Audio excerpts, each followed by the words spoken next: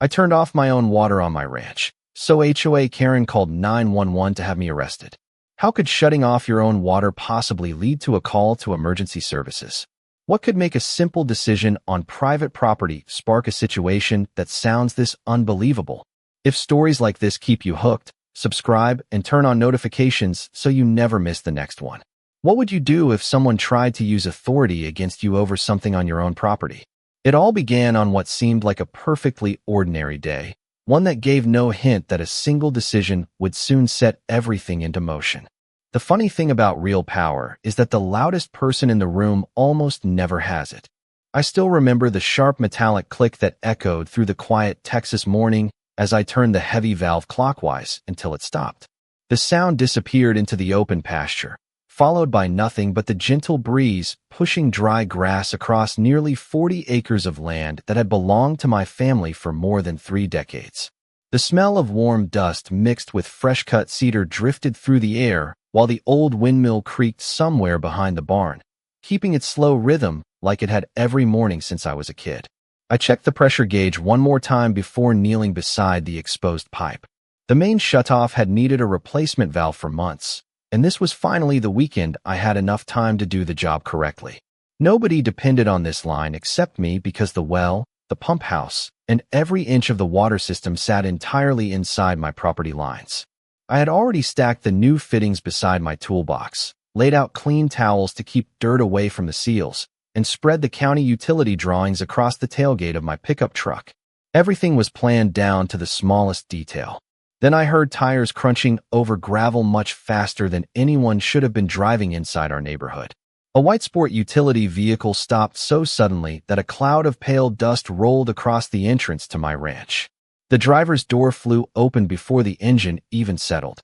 Linda Brooks stepped out wearing perfectly pressed business casual clothes, oversized sunglasses, and the unmistakable expression of someone who had already decided she was about to win an argument.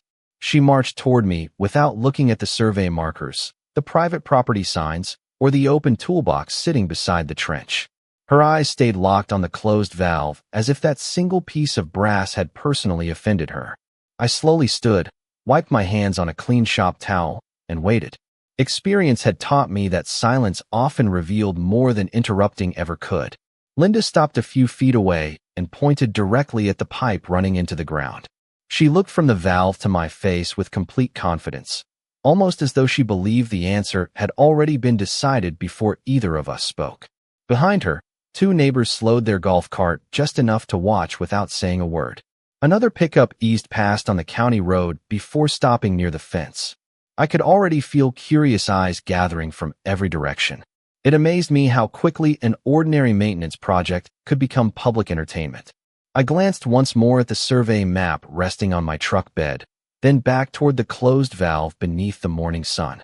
At that moment, neither of us realized that one simple decision about a private water system was about to test where confidence ended and actual authority began. Linda lowered her sunglasses just enough to look at me over the frame, then folded her arms with the confidence of someone who had never expected to hear the word no.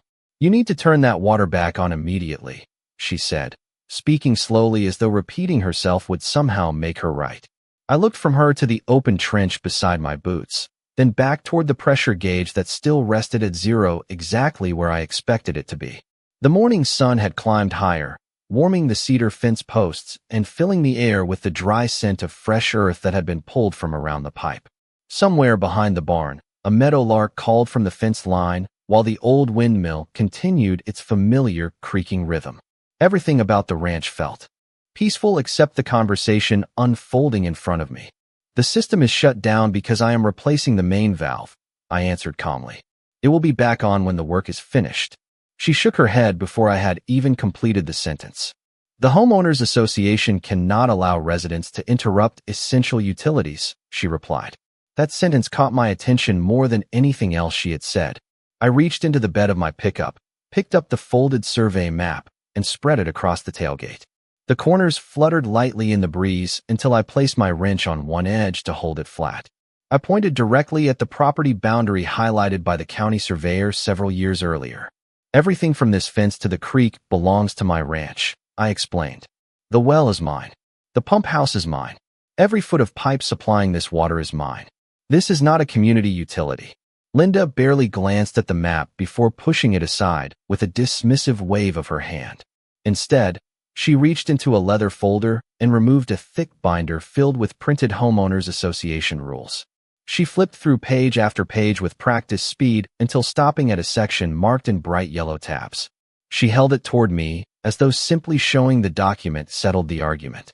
"These are the governing documents," she declared. Every homeowner agreed to follow them. I looked at the binder, then quietly folded my survey back into place. "Association rules cannot create ownership where none exists," I said. This ranch had a private well long before the subdivision was ever built. The neighbors sitting on the golf cart exchanged uncertain glances. Another truck slowed near the entrance before parking beside the road. I noticed one driver step out with a cup of coffee, pretending to inspect the nearby mailbox while clearly listening to every word.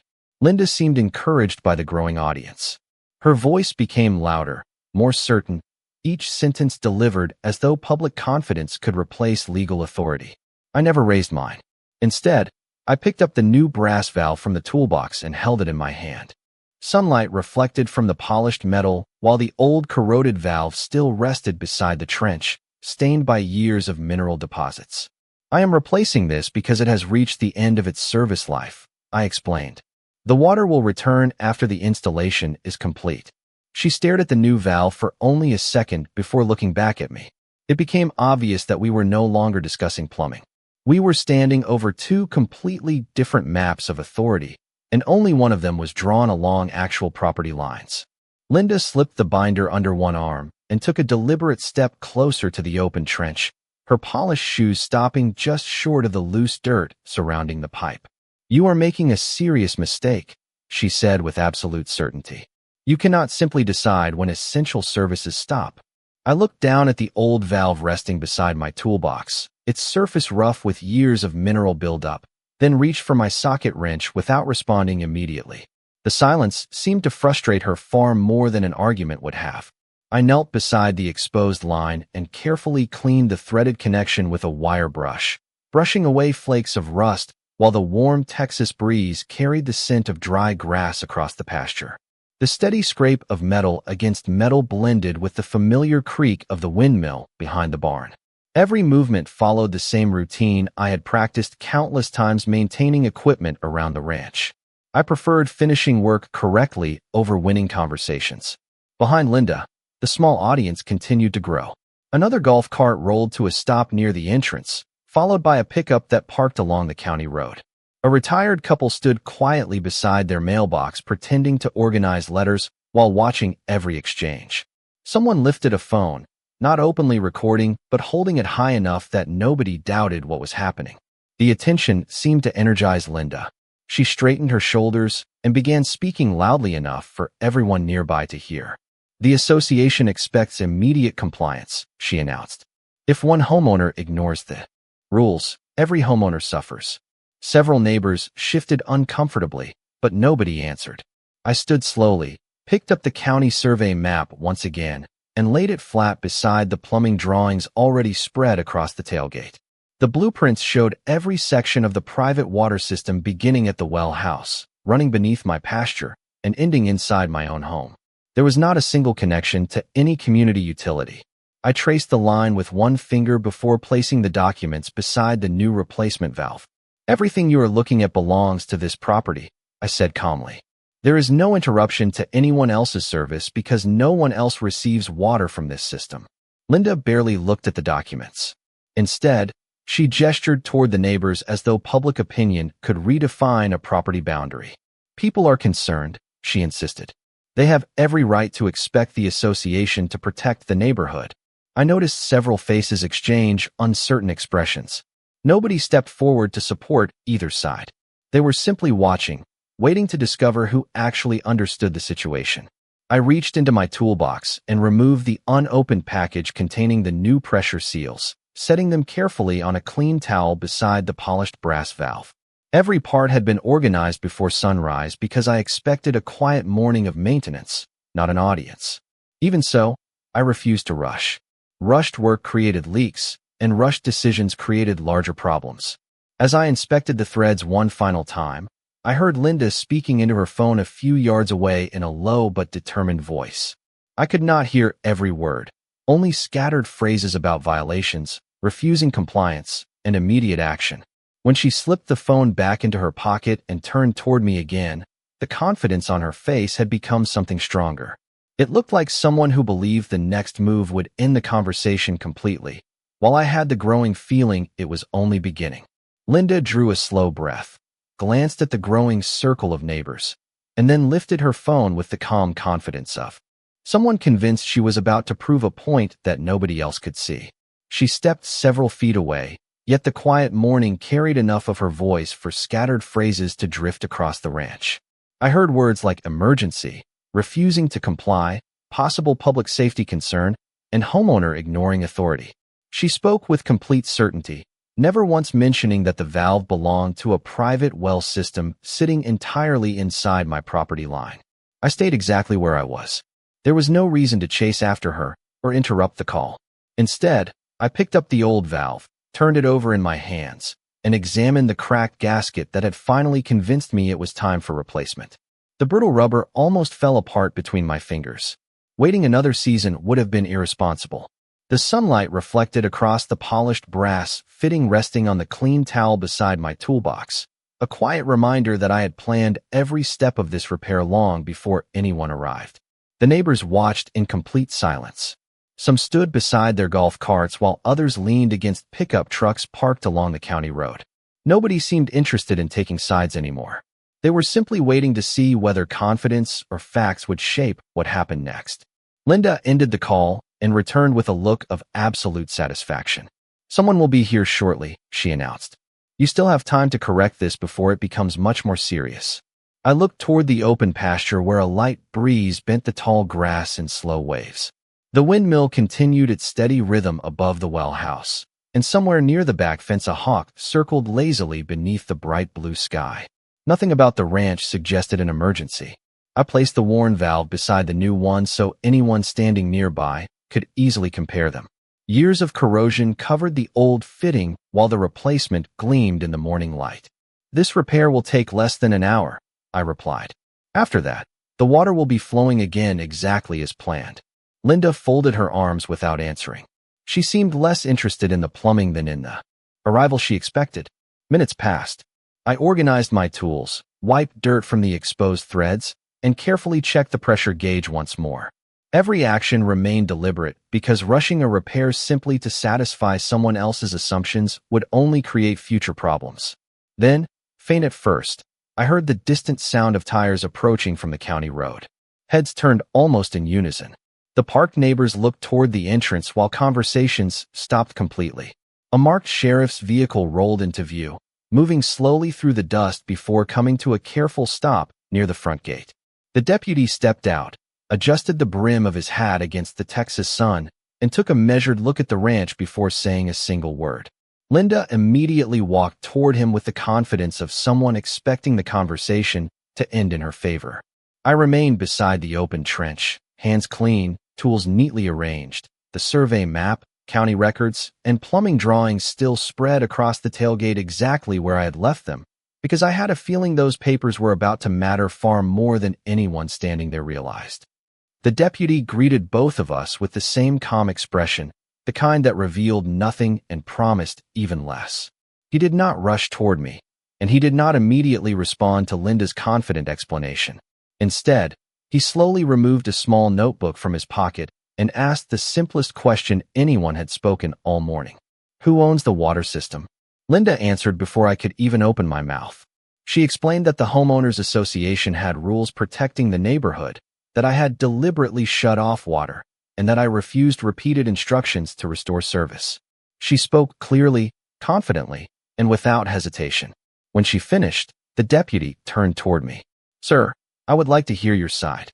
I nodded, walked to the tailgate of my pickup, and gently unfolded the county survey map beside the plumbing drawings that had remained untouched since sunrise. The morning breeze lifted one corner of the paper until I secured it with the old corroded valve I had removed earlier. "This ranch operates on a privately owned well," I explained. The pump house is behind that barn, the well is on my land, and every foot of this water line remains inside my property boundary. I shut the system down to replace a failed main valve before it caused a leak. The deputy leaned closer, studying the survey markers printed across the map. He asked where the property line crossed the pasture, and I pointed toward the steel post standing beyond the cedar fence. He followed my finger, then looked back at the plumbing drawings showing the route of the underground pipe. "Does this system connect to any shared neighborhood utility?" he asked. "No, sir," I answered. "It never has."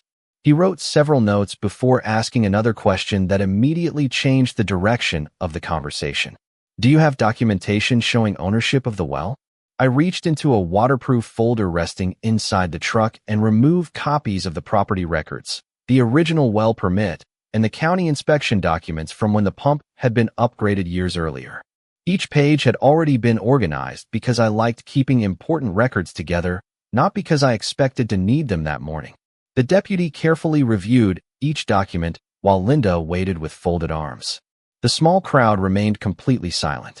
Even the conversations that had floated through the air earlier had disappeared, replaced by nothing more than the distant creak of the windmill and the occasional rustle of dry grass moving across the pasture. After several quiet minutes, the deputy looked toward the exposed pipe, then at the polished replacement valve resting on the clean towel beside my toolbox. "So this is scheduled maintenance?" he asked. "Yes, sir," I replied. "The old gasket failed inspection last week. I decided to replace the entire valve before it became a larger problem." He nodded slowly, walked a few steps toward the trench, and examined the old fitting himself. The mineral deposits and cracked seal were impossible to miss. He stood again, dusted his hands together, and returned to the paperwork spread across the tailgate. Linda shifted her weight. For the first time since he arrived, the certainty that had filled her voice only minutes earlier seemed noticeably quieter now. Nobody had raised their voice. Nobody had argued. Yet every answer had come from records, permits, maps, and the physical evidence sitting in plain sight beneath the bright Texas sun, and I could feel the entire conversation beginning to move in a direction that none of the spectators had expected. The deputy carefully placed the property records back onto the tailgate and rested one hand on the county survey while looking across the pasture toward the well house. He did not appear impressed by anyone's confidence. Instead, he seemed interested only in whether the facts matched the documents lying in front of him. "Would you mind showing me the well?" he asked. "Not at all," I replied. We walked together across the packed gravel driveway, passing the cedar fence and the weathered barn until we reached the small pump house that had served this ranch for years. The familiar scent of machine oil mixed with dry cedar drifted through the warm afternoon air. Inside, the pressure tank, electrical controls, and water lines were exactly where every county inspection over the years had documented them. The deputy compared the permit number on the inspection paperwork with the identification plate mounted inside the pump house. Everything matched perfectly. He nodded once without saying anything, then stepped outside and looked back toward the house where Linda remained waiting with several curious neighbors gathered nearby. As we returned, I noticed that nobody was talking anymore. The earlier excitement had quietly faded into careful observation. The deputy stopped beside the open trench once again and examined the exposed pipe leading away from the well. "This line never leaves your property?" he asked. I pointed toward the survey stakes stretching across the pasture. "No, sir. The entire system remains inside those boundaries from beginning to end." He followed the markers with his eyes before unfolding the county map one final time. Linda stepped forward before he finished reviewing it. "The association has responsibilities to protect the neighborhood," she insisted. "We cannot simply allow homeowners to do whatever they want." The deputy looked at her politely before answering in the same calm voice he had used since arriving. "An association may enforce its governing documents within its authority, but ownership of a private well system is determined by property records and applicable law, not assumptions." The words settled over the gathering like the afternoon heat. Nobody interrupted him. He continued reviewing the documents, then asked Linda whether the association possessed any recorded easement, ownership agreement, maintenance responsibility, or utility contract involving my well. She hesitated for the first time that morning. She opened her binder, turned several pages, then several more, scanning highlighted sections that suddenly seemed less convincing than before. Finally, she admitted she did not have any document establishing ownership of the system itself. The deputy closed his notebook. "Based on everything presented here today," he said, "this appears to be a privately owned water system undergoing routine maintenance by the property owner." He glanced toward the replacement valve resting on the clean towel beside my toolbox. "There is nothing unusual about temporarily shutting down a private system in order to complete repairs." I simply thanked him and began organizing the fittings for installation while the neighbors quietly exchanged looks with one another. The polished brass valve that had seemed so unimportant only an hour earlier had become the center of an entirely different conversation. It was no longer about plumbing. It was about the difference between believing you have authority and actually being able to prove it. As the breeze lifted the corner of the survey map one more time, I placed the old corroded valve on top of it exactly where it had rested all morning, realizing that the smallest pieces of evidence often carried the greatest weight when the facts were finally allowed to speak for themselves. The deputy remained for several more minutes, not because there was anything left to investigate, but because he wanted to make certain every question had been answered before leaving. He closed his notebook, looked once more at the survey maps spread across my tailgate, and reminded both of us that property boundaries and ownership records existed for a reason.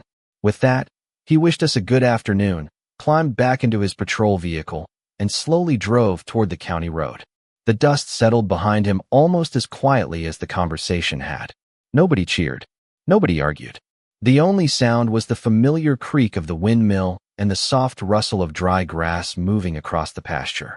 I turned back toward the open trench, picked up the new brass valve, and resumed the repair exactly where I had left off. Linda remained standing beside her sport utility vehicle without saying a word. For the first time that morning, she looked uncertain instead of confident. The binder that had seemed so powerful earlier now rested against her side unopened. One of the neighbors finally broke the silence by asking a simple question. "Nathan, has this always been a private well?" I smiled politely and nodded. "Since long before the subdivision existed," I answered. "The county records have always reflected that." Another neighbor stepped closer, studying the survey map with genuine curiosity rather than suspicion. I pointed out the property markers, the location of the well house, and the route of the underground pipe exactly as shown on the engineering drawings.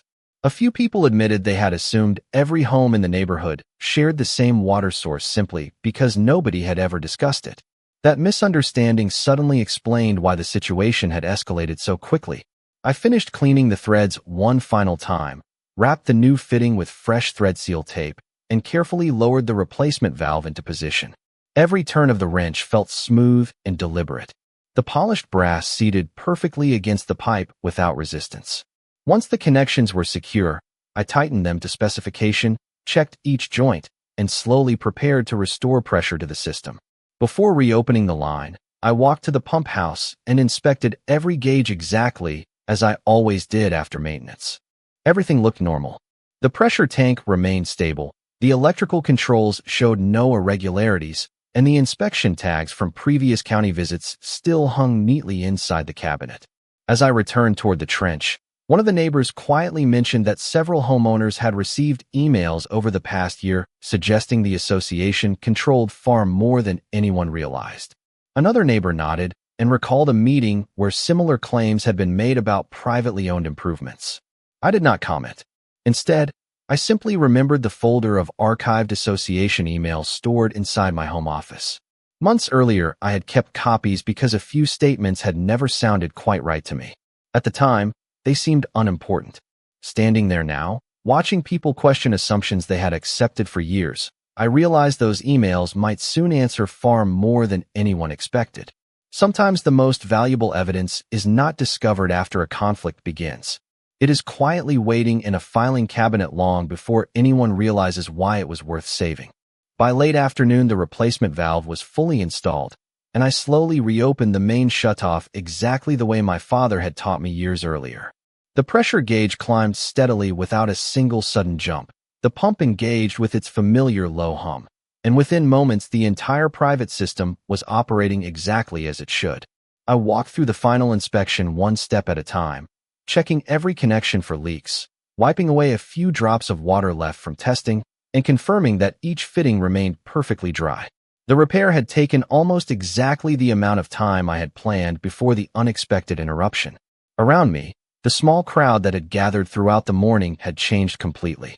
Instead of whispering about rules or violations, several neighbors were quietly discussing property records, easements, and the difference between community regulations and private ownership.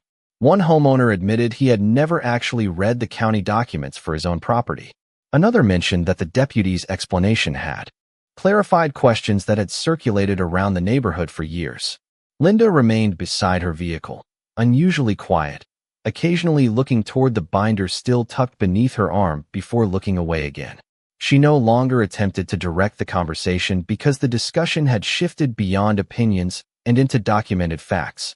After finishing the repair, I carried my tools back into the barn and returned with the waterproof storage box where I kept years of ranch paperwork. I opened one section containing archived correspondence from the Homeowners Association. The folder included meeting notices, newsletters, policy reminders, and several emails I had saved simply because certain statements about association authority had seemed unusually broad at the time. One message in particular claimed that the association maintained oversight of all neighborhood utility systems. Reading it again after the events of the afternoon, I immediately recognized why I had kept it. The wording was far more expansive than anything supported by the governing documents or county records. I quietly showed the email to two neighbors who had remained after everyone else began leaving. They compared the language with the association handbook Linda had displayed earlier. Even without legal training, the difference was obvious. The handbook described community responsibilities, while the email suggested authority extending well beyond those limits. Neither neighbor seemed interested in assigning blame. They simply wanted to understand where the misunderstanding had started. Before long, another homeowner mentioned that similar statements had appeared during previous board meetings, always presented with confidence, but never accompanied by supporting documentation. Listening to those conversations, I realized the issue had never been a single valve or one morning's maintenance project. It had been years of assumptions quietly accepted because very few people had ever compared informal claims with official records. As the afternoon sun settled lower across the pasture, I organized every document back into its proper folder, placing the county survey on top exactly where it belonged. The same map that had rested unnoticed on my pickup that morning had become the clearest explanation anyone needed. Sometimes the strongest answer is not delivered through an argument.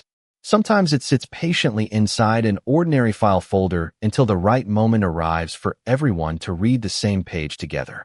The ranch was quiet again before sunset, almost as though the entire day had folded neatly back into the routine it had interrupted. I stood beside the well house listening to the steady flow of water moving through the newly installed valve, the same sound I had expected to hear hours earlier before a simple maintenance project had become something far larger.